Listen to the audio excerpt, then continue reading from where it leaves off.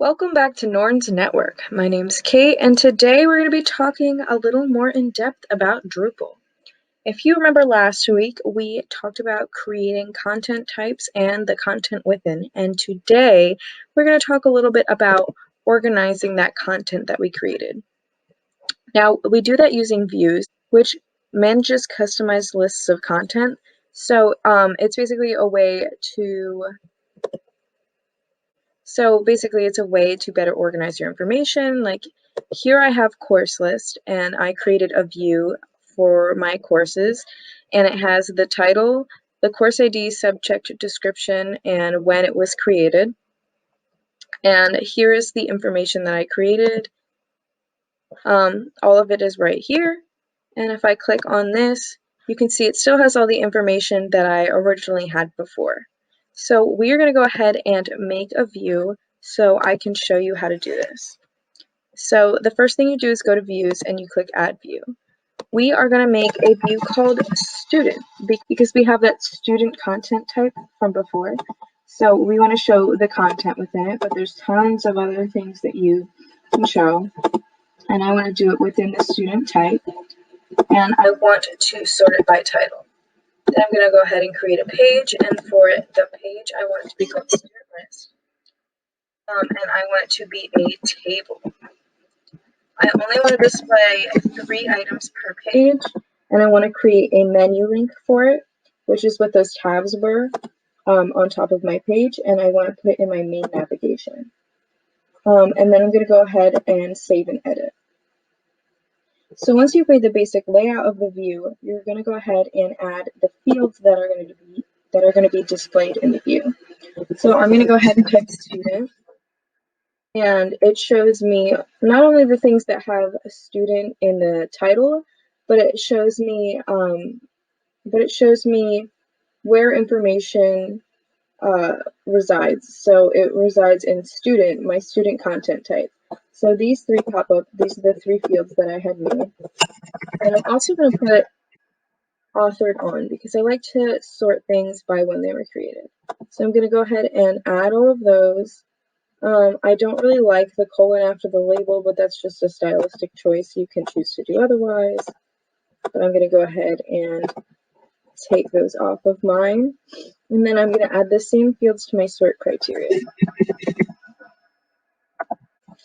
So once I've selected all the fields for my sort criteria, I like to expose this sort to visitors to allow them to change it. So I'm going to go ahead and click that for all of my fields.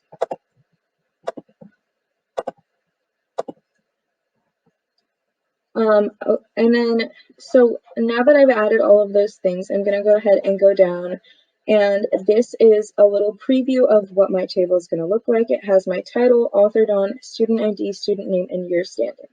Now the way that this looks is fine, but I kind of want to rearrange the way the fields are, so I'm going to go up to Fields and click Rearrange, and I'm going to drag them around. I like authored on to be at the end, and I think I want student name to be right next to the title.